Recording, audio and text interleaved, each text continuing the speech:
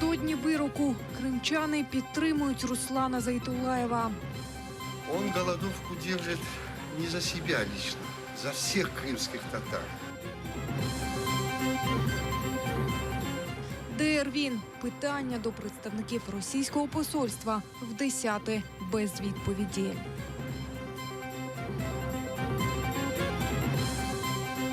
Урядова програма «Доступні ліки для українців». Чи дійсно вони доступні?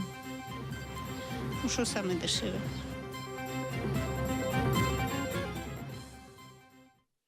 Вітаю, час новин на АТР. 25 квітня, 1153-й день анексії Криму. В студії Софія Абляєва. Триває 22-й день голодування кримського татарина, якому закидають участь у забороненій в Росії організації Хізбут-Тахрір. Мова йде про Руслана Зайтулаєва, якого судять в Ростові-на-Дону. Завтра суд має винести вирок. Прокурор Труханов вимагає для кримчанина 17 років ув'язнення. Зайтулаєв своєї провини не визнає. Захист попросив суд звільнити Зайтулаєва за відсутністю злочину в його діях. Об'єднання «Кримська солідарність» опитало кримчан про те, що вони думають про звинувачення проти Зайтулаєва.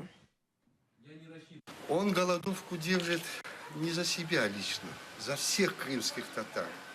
То, что незаконно делается со стороны российских властей. Я больше чем уверен, что он не террорист никакой, не экстремист. И мне хочется верить, что весь народ так считает наш, крымско-татарский. Все мусульмане, и все мы его, иншаллах, поддерживаем. Я хотел бы выступить против незаконных действий в отношении нашего брата Руслана Зайтулаева. Мы, мусульмане Крыма, против таких действий. За него не скажу, потому что я ни родственником не являюсь ему ничего, но я знаю, что среди нашего народа не было ни экстремизма, ни терроризма, по крайней мере, с тех пор, как мы сюда приехали, я таких случаев не припоминаю. И у нас нет причин этим заниматься.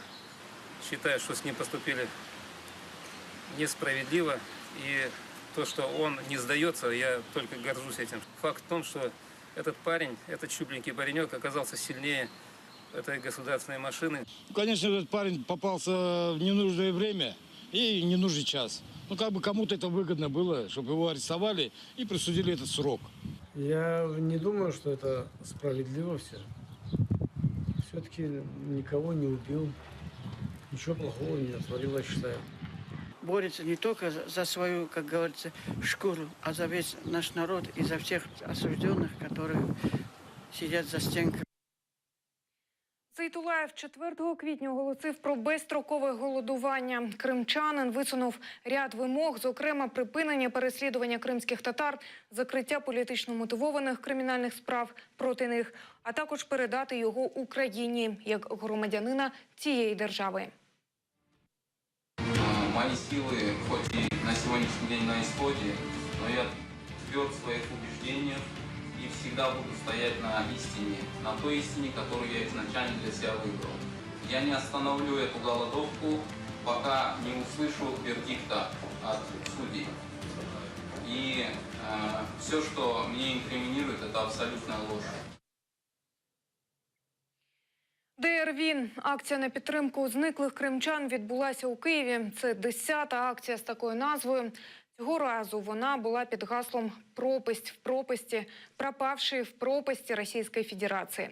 Як це було, знають наші журналісти. Учасники акції намалювали 3D-зображення прірви. Прірва, в яку кидаються люди. Склали каміння з іменами зниклих в окупованому Криму. Кожен місяць ми збираємося під посольством Російської Федерації, щоб нагадати людям про те, що відбувається в Криму, що дуже велика кількість людей є зниклими, є мертвими, знайдені мертвими. Ми вирішили намалювати прірву, якщо говорити українською, а російською пропасть. І це амонім слова «пропасть».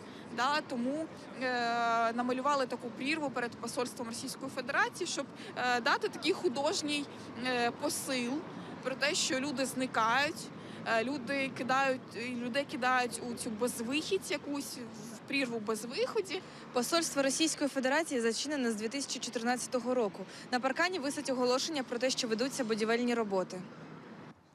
Акція протесту тривала 25 хвилин.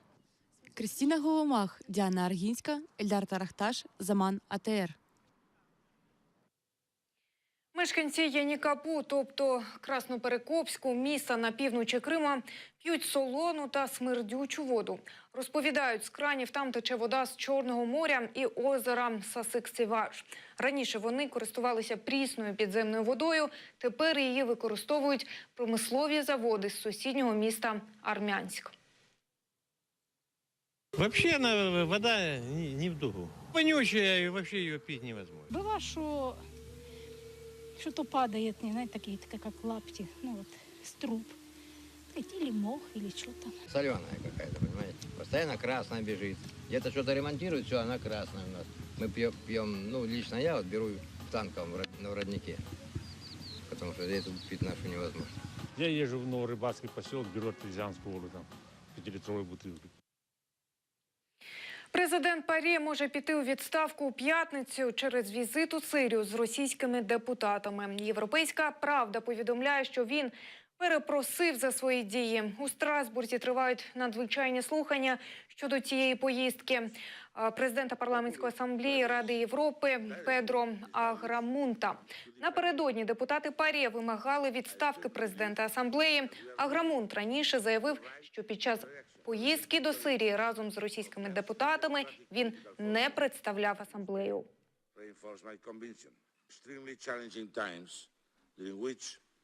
Повинен сказати, що цей візит і то, як воно було освітлено в засобах масової інформації, поставив нашу асамблею і організацію в складну ситуацію.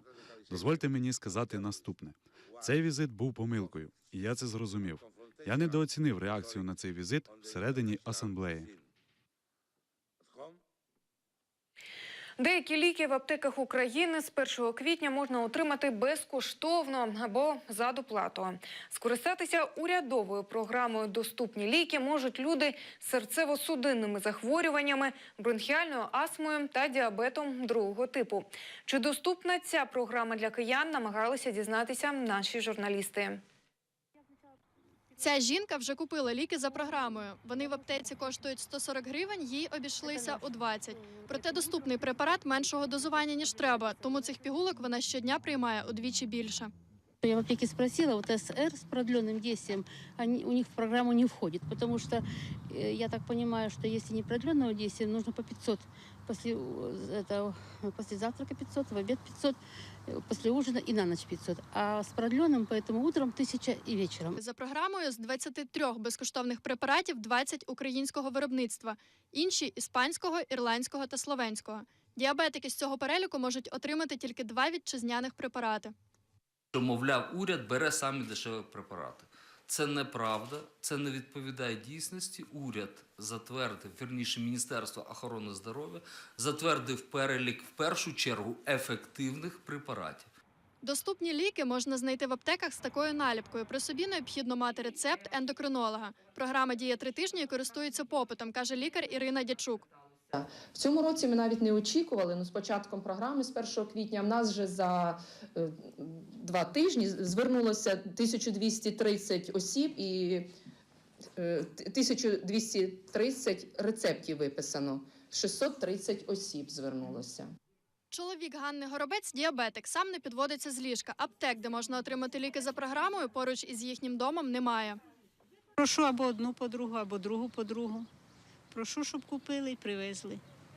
Отак ми снабжаємося ліками. А що ж робити? Ну, цей місяць виписали вони безкоштовно. Ну, що саме дешеве? Виконуюча обов'язки міністра охорони здоров'я повідомила, коли складали списки доступних ліків, керувалися потребою хворих. Це є 2 МНН, які найбільше користуються люди, які це по міжнародній непатентованій назві. Це є ті ліки, які використовують більше 90% пацієнтів, які мають діабет другого типу.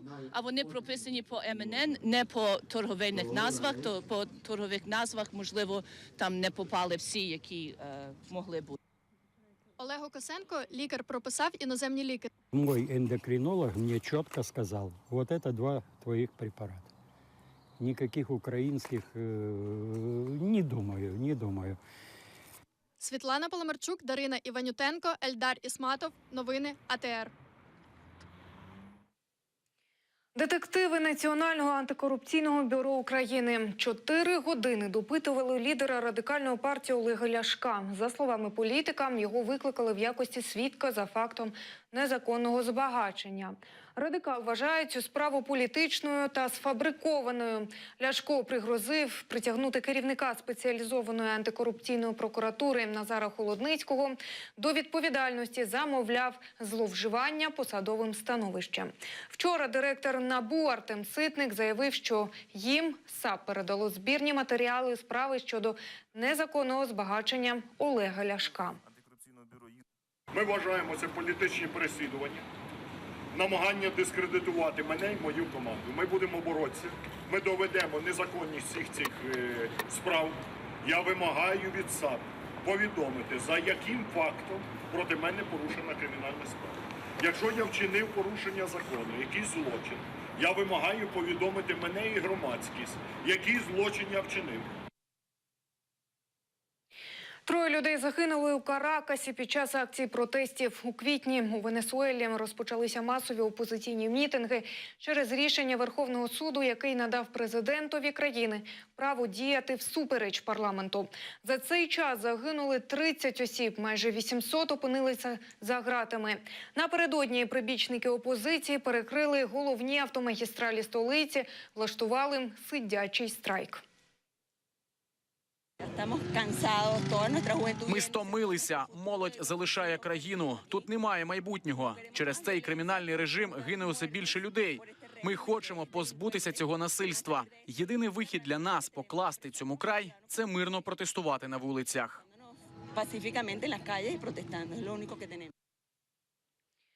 40 мільйонів доларів вкрали у Парагваї, повідомляє Євроньюз. У містечку Сьюдад-дель-Есте близько півсотні чоловік напали на будівлю інкасаторської фірми, підірвавши одну зі стін. Поліція повідомила, що 3 застрелили під час пограбування, решті вдалося втекти. Це пограбування найбільше з усіх, про які я знаю. Особливо беручи до уваги кількість людей, що брали в ньому участь, а також машини і зброю. Без сумніву, цей напад планувався заздалегідь. Що стосується пограбованої компанії, то з її боку всіх заходів безпеки було дотримано. Це всі новини на цю годину. Дивіться наступний випуск «Заман кримсько-татарської» за 45 хвилин. Ефір продовжує програма «Бугунь». Будьте з АТР. На все добре.